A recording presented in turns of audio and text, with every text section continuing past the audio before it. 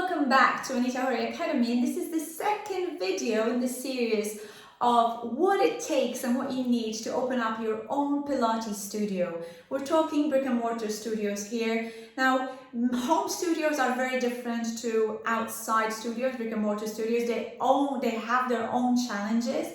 Home studios can be very, very tricky. I'll tell you that from my own experience. I've started with my own home studio 20 years ago, and it had been a challenge to try and juggle a family as well as having a studio in my house. If you have a garage space, it's probably better space, but this particular set of videos is very much more about owning a bigger studio, brick and mortar, where you go out to work at and your clients come to, but not necessarily in your own home space. If you did like last week's video where we discussed the business plan, how important is it to have a robust business plan? If you like that video and you're already liking what you're hearing now, I'd encourage you to hit the like and don't forget to subscribe, guys, to my channel, because that is how you're going to get notified every time I upload any of my videos.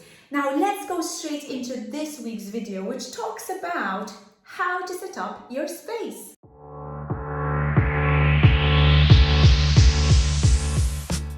So if we haven't met before, my name is Anita Horry. I'm second generation Pilates master teacher and teacher trainer and a business coach for those amazing Pilates teachers who really want to make this world a better place. In this week's video, we're discussing spaces, Pilates studio spaces. So hopefully you've already done your business plan, and hopefully if you haven't done your business plan, you're setting your way and making sure that you are identifying where your space is going to be.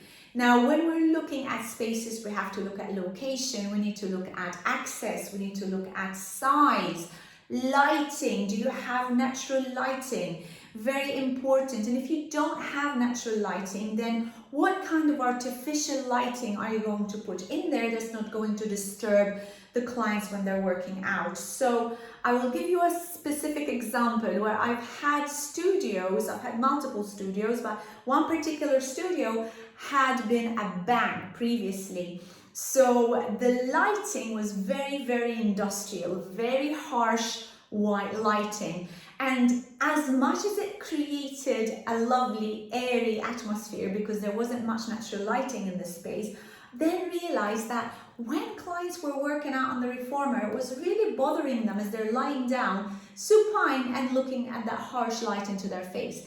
In fact, some clients actually asked me to switch the lights off. This is how it's so important to figure out your lighting before you even start opening up your Pilates space. So what else is going to be important when you're looking up your space? You know, I gently touched about location a second ago, but think about the space that you're looking to work from. Before you even start looking at where it's going to be, really identify what size of space do I need to look for. So if you have no idea, absolutely no idea as to what size you need for the specific amount of people that you're teaching, you're gonna have to look at maybe what pieces of apparatus you're going to be working with. And judging by the pieces of apparatus, then you're going to see how you're going to fit them into the space. So what I really recommend is that if you've not even gone in to look at spaces, you've not even looked at brick and mortar situations, why don't you log on to the Balanced Body website, pilates.com, and I think a couple of other websites have this, but Balanced Body have got a very good one, and that's a studio planner.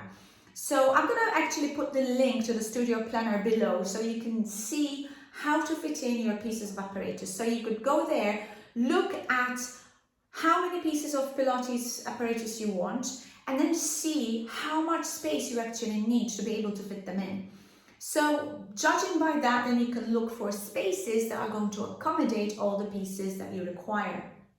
Then, once you start looking for your space, you really have to identify where it's going to be. So does it have easy parking access? Does it have easy transportation? So is there a bus stop, a train station, a tram, whatever that might be? So can people get to you easily, right? So even if this is your home, can people actually get to you easily, right? Now let's have a look at what else is interesting when you're looking at your space. Your flooring, do you have carpets, do you have wood, do you have tile floor? You know, there's advantages and disadvantages to all of these. But if you're in a location that is maybe very hot, having a carpeted area is not going to be the ideal situation.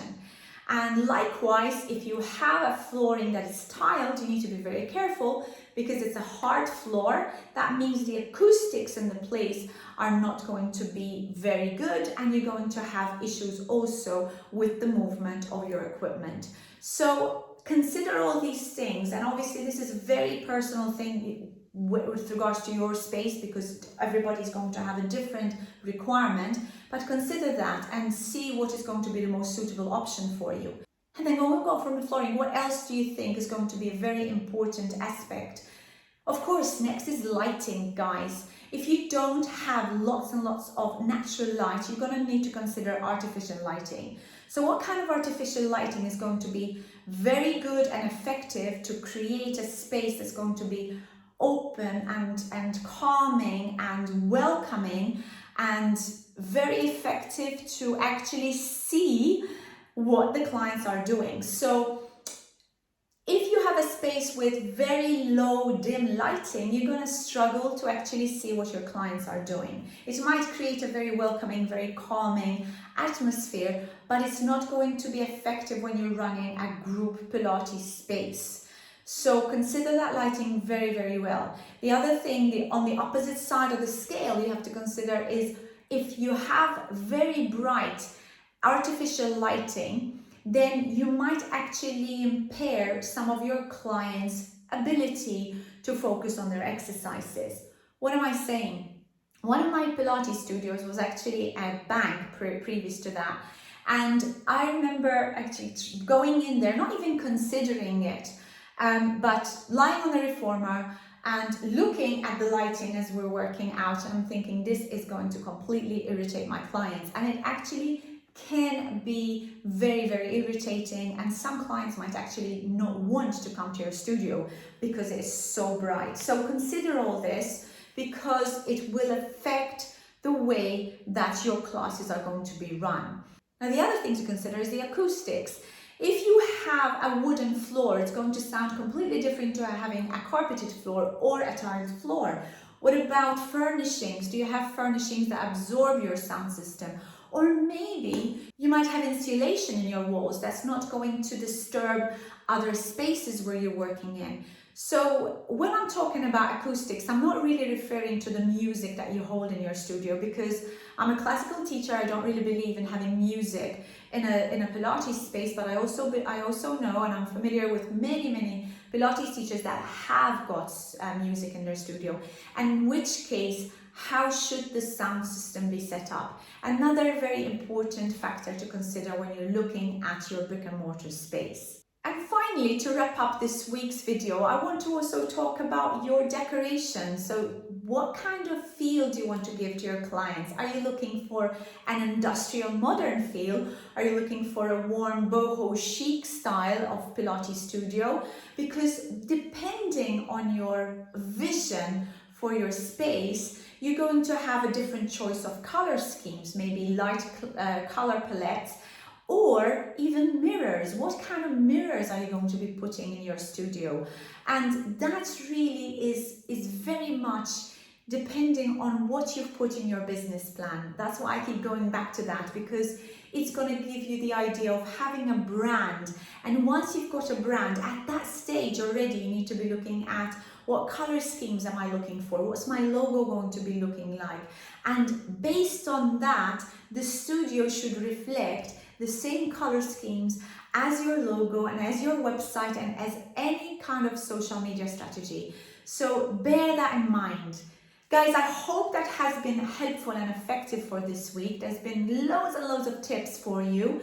And if you've got any questions about how to actually change the space, maybe you've already got a Pilates studio and you want to see how you can change your own space And if you haven't got a studio and you want a little bit of help on how am I going to set up the space that's going to be very heartwarming for me, then click on the link below. There's a discovery call you can have with me. It's a 30-minute free discovery call. There's no cost to you. I can discuss your requirements and see if I can help you and we can work together. And if I can't, I'll try and guide you to someone else who can. Guys, I hope you liked the video. If you did, hit the like and subscribe. And of course, don't forget to ring the bell so that you get notified every time I upload a video. And if you have that subscription and you've hit the bell, then next week's video is going to come right into your inbox to tell you, hey, Anita's video is ready for you to watch. Until my next video, guys, goodbye for now.